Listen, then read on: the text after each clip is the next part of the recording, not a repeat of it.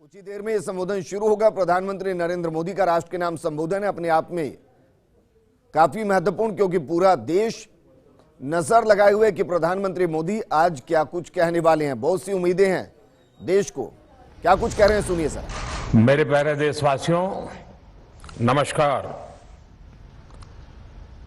Corona की दूसरी wave और दूसरी वेव से हम भारतवासियों की लड़ाई जारी है। दुनिया के अनेक देशों की तरह भारत भी इस लड़ाई के दौरान बहुत बड़ी पीड़ा से गुजरा है। हम में से कई लोगों ने अपने परिजनों को, अपने परिचितों को खोया है। ऐसे सभी परिवारों के साथ मेरी पूरी संवेदनाएं हैं। साथियों, बीते 100 वर्षों में आई ये सबसे बड़ी महामारी है, त्रासदी है। इस तरह की महामारी आधुनिक विश्व ने न देखी थी, न अनुभव की थी। इतनी बड़ी वैश्विक महामारी से हमारा देश कई मोर्चों पर एक साथ लड़ा है। कोविड अस्पताल बनाने से लेकर आईसीयू बेड्स की संख्या बढ़ानी हो, भारत में वेंटिलेटर बनाने से लेकर टेस्टिंग लैब्स का एक बहुत बड़ा नेटवर्क तैयार करना हो, कोविड से लड़ने के लिए बीते 1.25 साल में ही देश में एक नया हेल्थ इंफ्रास्ट्रक्चर तैयार किया गया है। सेकंड वेव के दौरान अप्रैल और मई के महीने में भारत में मेडिकल ऑक्सीजन की डिमांड अकल्पनीय रूप से बढ़ गई थी। भारत के इतिहास में कभी भी इतनी मात्रा में मेडिकल ऑक्सीजन की जरूरत कभी भी महसूस नहीं की गई। इस जरूरत को पूरा करने के लिए युद्ध स्तर पर काम किया गया। सरकार के सभी तंत्र लगे। ऑक्सीजन रेल चलाई गई, एयरफोर्स के विमानों को लगाया गया, नौसेना को लगाया गया। बहुत ही कम समय में लिक्विड मेडिकल ऑक्सीजन के प्रोडक्शन में 10 गुना से ज्यादा बढ़ाया गया। दुनिया के हर कोने से, जहां कहीं से भी जो कुछ भी उपलब्ध हो सकता था उसको प्राप्त करने का भरसक प्रयास किया गया, लाया गया। इसी तरह जरूरी दवाओं के प्रोडक्शन को कई गुना बढ़ाया गया। विदेशों में जहां भी दवाइयां उपलब्ध हो वहां से उन्हें लाने में कोई कोर कसर बाकी नहीं छोड़ी गई। साथियों, कोरोना जैसे अदृश्य और रूप बदलने वाले दुश्मन के खिलाफ लड़ाई में सबसे प्रभावी हथियार कोविड प्रोटोकॉल है। मास्क, 2 गज की दूरी और बाकी सारी सावधानियां उसका पालन ही है। इस लड़ाई में वैक्सीन हमारे लिए सुरक्षा कवच की तरह है। आज पूरे विश्व में वैक्सीन के लिए जो मांग है उसकी तुलना में उत्पादन करने वाले देश और वैक्सीन बनाने वाली कंपनियां बहुत कम है, इन्हीं गिनी हैं। कल्पना करिए कि अभी हमारे पास भारत में बनी वैक्सीन नहीं होती तो आज भारत जैसे विशाल देश में क्या होता। आप पिछले 50-60 साल का इतिहास देखेंगे तो पता चलेगा कि भारत को विदेशों से वैक्सीन प्राप्त करने में दशकों लग जाते थे। विदेशों में वैक्सीन का काम पूरा हो जाता था, तब भी हमारे देश में वैक्सीनेशन का काम शुरू भी नहीं हो पाता था। पोलियो की वैक्सीन हो, स्मॉल पॉक्स, जहां गांव में हम इसको चेचक कहते हैं, चेचक की वैक्सीन हो, हेपेटाइटिस बी की वैक्सीन हो, इनके लिए देशवासियों ने दशकों तक इंतजार किया था। जब 2014 में देशवासियों ने हमें सेवा का अवसर दिया तो भारत में वैक्सीनेशन का कवरेज 2014 में भारत में वैक्सीनेशन का कवरेज सिर्फ 60% के आसपास था, 60% के आसपास था। और हमारी दृष्टि में यह बहुत चिंता की बात थी। जिस रफ्तार से भारत का टीकाकरण कार्यक्रम चल रहा था, उस रफ्तार से देश को 100% टीकाकरण कवरेज का लक्ष्य हासिल करने में करीब करीब 40 साल लग जाते हैं। हमने इस समस्या के समाधान के लिए मिशन इंद्रधनुष को लॉन्च किया। हमने तय किया कि मिशन इंद्रधनुष के माध्यम से युद्ध स्तर पर वैक्सीनेशन किया जाएगा और देश में जिसको भी वैक्सीनेशन की जरूरत है उसे वैक्सीन देने का प्रयास होगा। हमने मिशन मोड में काम किया और सिर्फ 5-6 साल में ही वैक्सीनेशन कवरेज 60% से बढ़कर 90% से भी ज्यादा हो गई। 60 से 90, यानी हमने वैक्सीनेशन की स्पीड भी बढ़ाई और दायरा भी बढ़ाया। हमने बच्चों को कई जानलेवा बीमारियों से बचाने के लिए कई नए टीकों का भी भारत के टीकाकरण अभियान का हिस्सा बना दिया। हमने इसलिए किया क्योंकि हमें हमारे देश के बच्चों की चिंता थी, गरीब की चिंता थी, गरीब के उन बच्चों की चिंता थी जिन्हें कभी टीका लग ही नहीं पाता था। हम 100% टीकाकरण कवरेज की तरफ बढ़ रहे थे कि कोरोना वायरस ने हमें घेर लिया। देश ही नहीं, दुनिया के सामने फिर पुरानी आशंकाएं घिरने लगी कि अब भारत कैसे इतनी बड़ी आबादी को बचा पाएगा। लेकिन साथियों, जब नीयत साफ होती है, नीति स्पष्ट होती है, निरंतर परिश्रम होता है तो नतीजे भी मिलते हैं। हर आशंका को दरकिनार करके भारत ने 1 साल के भीतर ही एक नहीं बल्कि 2 made in India vaccine launch कर दी। हमारे देश ने, देश के वैज्ञानिकों ने ये दिखा दिया कि भारत बड़े बड़े देशों से पीछे नहीं है। आज जब मैं आपसे बात कर रहा हूं तो देश में 23 करोड़ से ज्यादा वैक्सीन की डोज दी जा चुकी है। 23 करोड़। साथियों, हमारे यहां कहा जाता है विश्वासेन सिद्धिः, विश्वासेन सिद्धिः अर्थात हमारे प्रयासों में हमें सफलता तब मिलती है जब हमें स्वयं पर विश्वास होता है।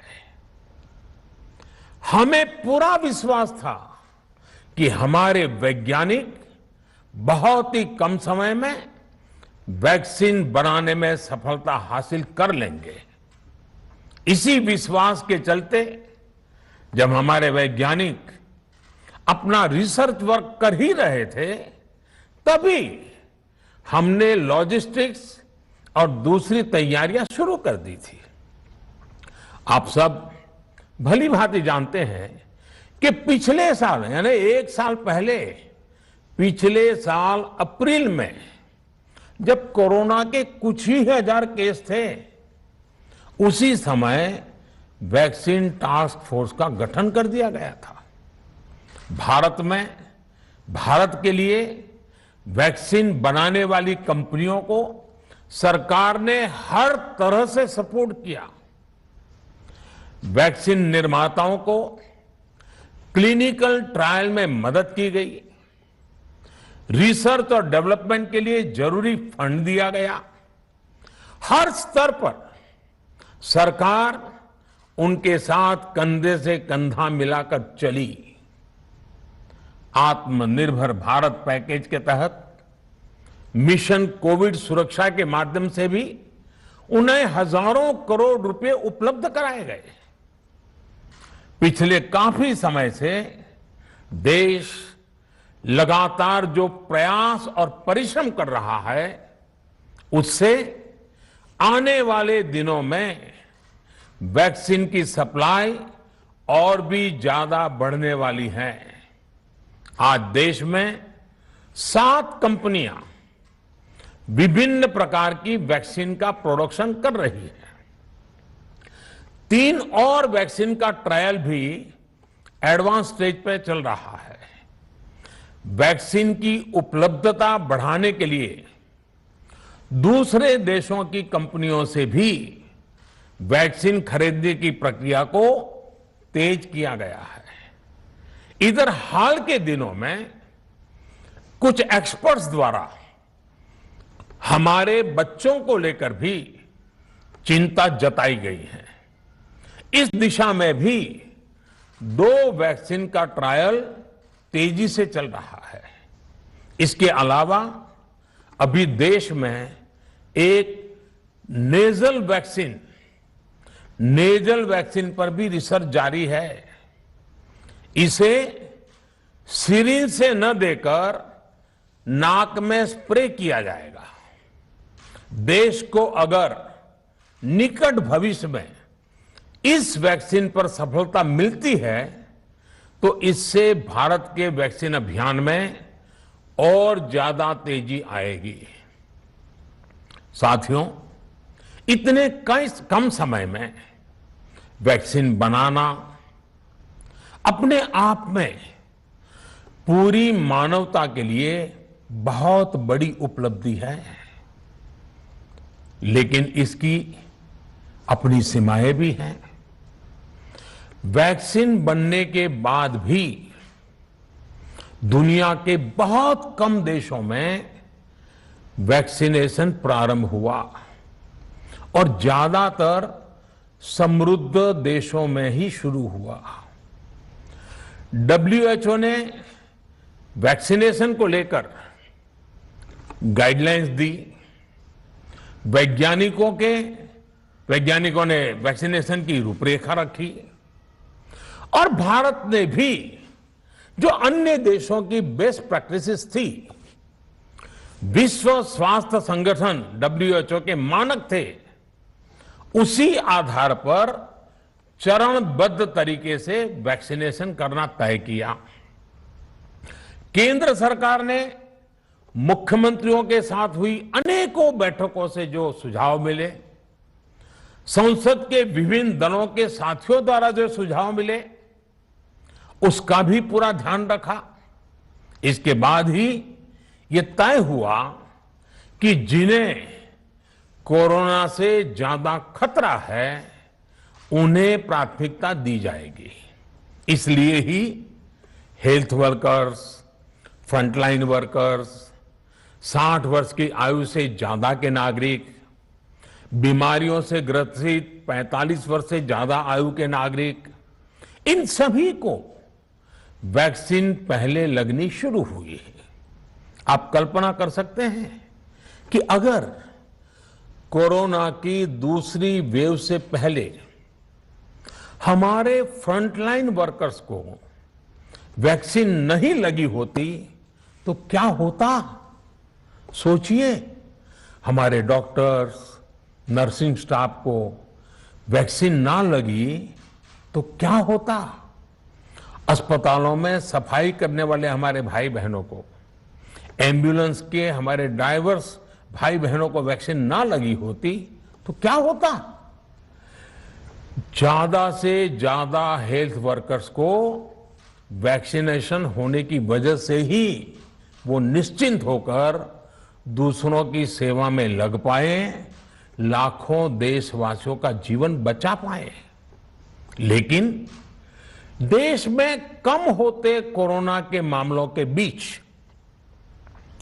केंद्र सरकार के सामने अलग अलग सुझाव भी आने लगे, भिन्न भिन्न मांगे होने लगी, पूछा जाने लगा सब कुछ भारत सरकार ही क्यों तय कर रही है, राज्य सरकारों को छूट क्यों नहीं दी जा रही है, राज्य सरकारों को लॉकडाउन की छूट क्यों नहीं मिल रही है, one size does not fit all जैसी बातें भी कही गई।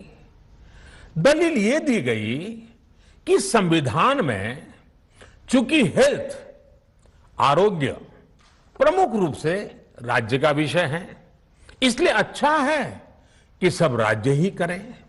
इसलिए इस दिशा में एक शुरुआत की गई। भारत सरकार ने एक बृहद गाइडलाइन बनाकर राज्यों को दी ताकि राज्य अपनी आवश्यकता और सुविधा के अनुसार काम कर सके।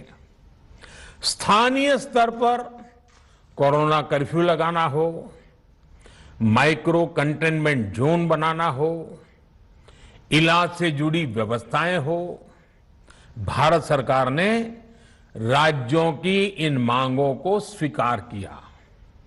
साथियों, इस साल 16 जनवरी से शुरू होकर अप्रैल महीने के अंत तक भारत का वैक्सीनेशन कार्यक्रम मुख्यतः केंद्र सरकार की देखरेख में ही चला।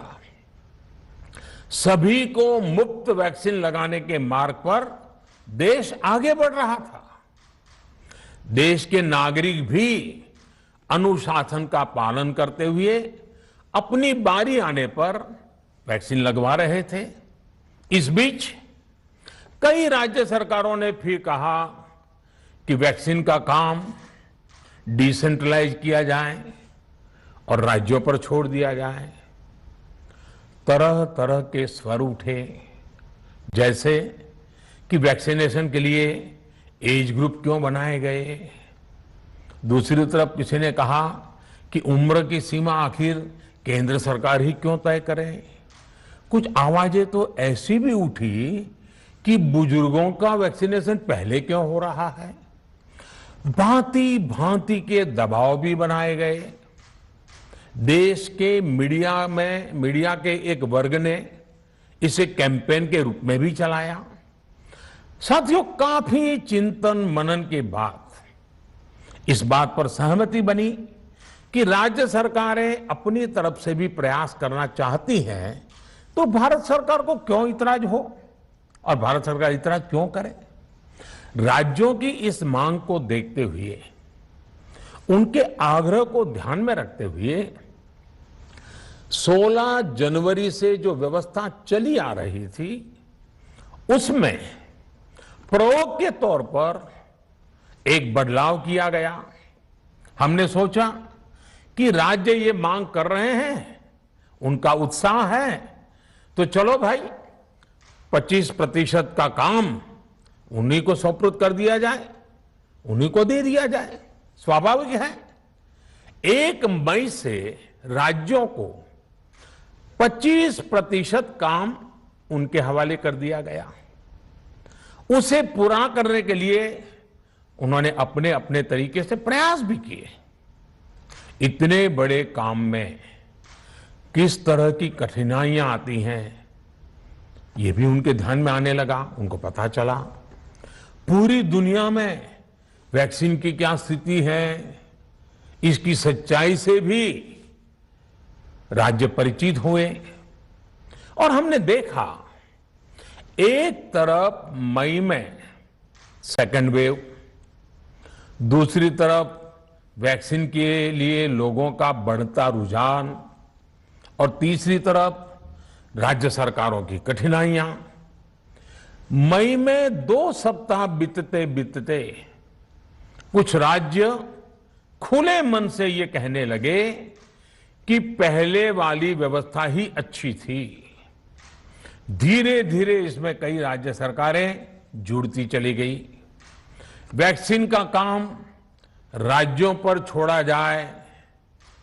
जो इसकी वकालत कर रहे थे, उनके विचार भी बदलने लगे। एक अच्छी बात रही कि समय रहते राज्य पुनर्विचार की मांग के साथ फिर आगे आए। राज्यों की इस मांग पर हमने भी सोचा कि देशवासियों को तकलीफ ना हो, सुचारू रूप से उनका वैक्सीनेशन हो। इसके लिए 1 मई के पहले वाली, यानी 1 मई के पहले 16 जनवरी से अप्रैल अंत तक जो व्यवस्था थी, पहले वाली पुरानी व्यवस्था को फिर से लागू किया जाए। साथियों, आज ये निर्णय लिया गया है कि राज्यों के पास वैक्सीनेशन से जुड़ा जो 25% काम था, उसकी जिम्मेदारी भी भारत सरकार उठाएगी। ये व्यवस्था आने वाले 2 सप्ताह में लागू की जाएगी। इन 2 सप्ताह में केंद्र और राज्य सरकारें मिलकर नई गाइडलाइंस के अनुसार आवश्यक तैयारी कर लेगी। संयोग है कि 2 सप्ताह बाद 21 जून को ही अंतर्राष्ट्रीय योग दिवस भी है। 21 जून सोमवार से देश के हर राज्य में 18 वर्ष से ऊपर की उम्र के सभी नागरिकों के लिए भारत सरकार राज्यों को मुफ्त वैक्सीन मुहैया कराएगी। वैक्सीन निर्माताओं से कुल वैक्सीन उत्पादन का 75% हिस्सा भारत सरकार खुद ही खरीदकर राज्य सरकारों को मुफ्त देगी। यानी देश की किसी भी राज्य सरकार को वैक्सीन पर कुछ भी खर्च नहीं करना होगा।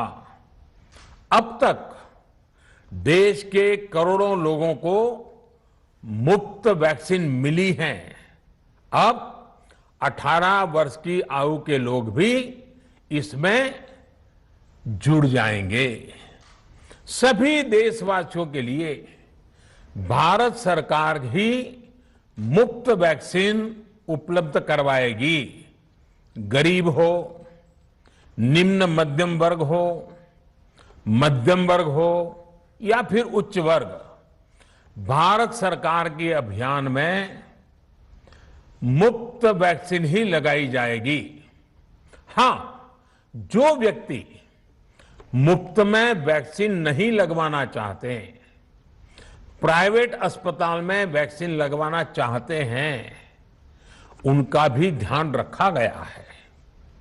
देश में बन रही वैक्सीन में से 25% प्राइवेट सेक्टर के अस्पताल सीधे ले पाए, ये व्यवस्था जारी रहेगी। प्राइवेट अस्पताल वैक्सीन की निर्धारित कीमत के उपरांत एक डोज पर अधिकतम 150 रुपये ही सर्विस चार्ज ले सकेंगे। इसकी निगरानी करने का काम राज्य सरकारों के पास ही रहेगा। साथियों, हमारे शास्त्रों में कहा गया है, प्राप्य आपदम न व्यथते कदाचित, उद्योगम अनु इच्छति चा प्रमत्तः, अर्थात विजेता आपदा आने पर उससे परेशान होकर हार नहीं मानते, बल्कि उद्यम करते हैं, परिश्रम करते हैं और परिस्थिति पर जीत हासिल करते हैं। कोरोना से लड़ाई में 130 करोड़ से अधिक भारतीयों ने अभी तक की यात्रा आपसी सहयोग, दिन रात मेहनत करके तय की है। आगे भी हमारा रास्ता हमारे श्रम और सहयोग से ही मजबूत होगा। हम वैक्सीन प्राप्त करने की गति भी बढ़ाएंगे और वैक्सीनेशन अभियान को भी और गति देंगे। हमें याद रखना है कि भारत में वैक्सीनेशन की रफ्तार आज भी दुनिया में बहुत तेज है, अनेक विकसित देशों से भी तेज है। हमने जो टेक्नोलॉजी प्लेटफॉर्म बनाया है कोविन, उसकी भी पूरी दुनिया में चर्चा हो रही है।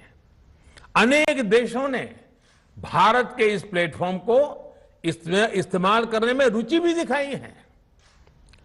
हम सब देख रहे हैं कि वैक्सीन की एक एक डोज कितनी महत्वपूर्ण है। हर डोज से एक जिंदगी जुड़ी हुई है। केंद्र सरकार ने ये व्यवस्था भी बनाई है कि हर राज्य को कुछ सप्ताह पहले ही बता दिया जाएगा कि उसे कब कितनी डोज मिलने वाली है।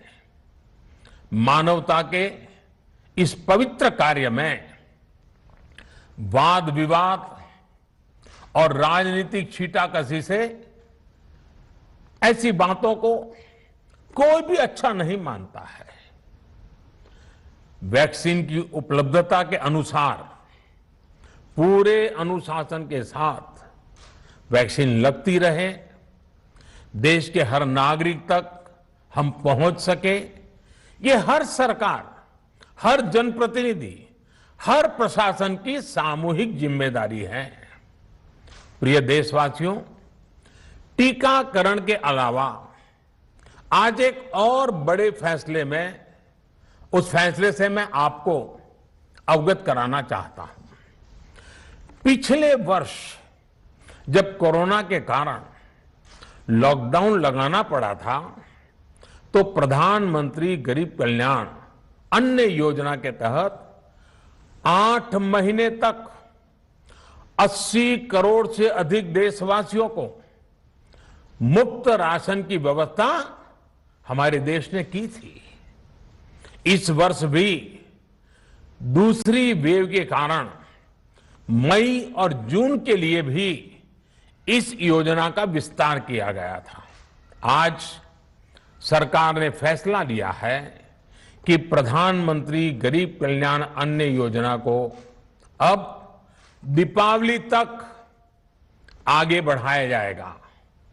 महामारी के इस समय में सरकार गरीब की हर जरूरत के साथ उसका साथी बनकर खड़ी है।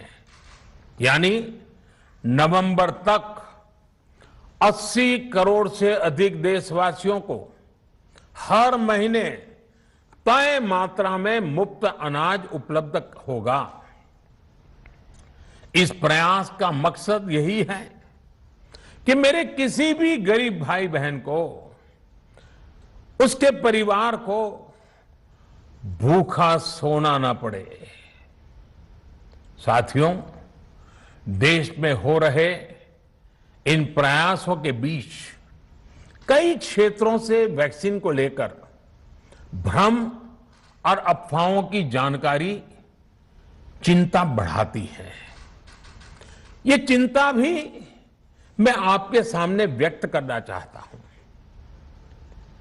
जब से भारत में वैक्सीन पर काम शुरू हुआ, तभी से कुछ लोगों द्वारा ऐसी बातें कही गई जिससे आम लोगों के मन में शंका पैदा हो।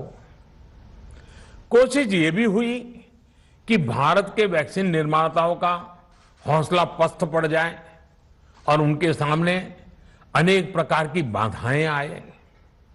जब भारत की वैक्सीन आई तो अनेक माध्यमों से शंका आशंका को और बढ़ाया गया। वैक्सीन न लगवाने के लिए भांति भांति के तर्क प्रचारित किए गए। इन्हें भी देश देख रहा है। जो लोग वैक्सीन को लेकर आशंका पैदा कर रहे हैं, अफवाहें फैला रहे हैं, वो भोले भाले भाई बहनों के जीवन के साथ बहुत बड़ा खिलवाड़ कर रहे हैं। ऐसी अफवाहों से सतर्क रहने की जरूरत है। मैं भी आप सबसे, समाज के प्रबुद्ध लोगों से, युवाओं से अनुरोध करता हूं कि आप भी वैक्सीन को लेकर जागरूकता बढ़ाने में सहयोग करें। अभी कई जगहों पर कोरोना कर्फ्यू में ढील दी जा रही है, लेकिन इसका मतलब ये नहीं कि हमारे बीच से कोरोना चला गया है। हमें सावधान भी रहना है और कोरोना से बचाव के नियमों का भी सख्ती से पालन करते रहना है। मुझे पूरा विश्वास है हम सब कोरोना से इस जंग में जीतेंगे। भारत कोरोना से जीतेगा। इन्हीं शुभकामनाओं के साथ आप सभी देशवासियों का बहुत बहुत धन्यवाद। प्रधानमंत्री नरेंद्र मोदी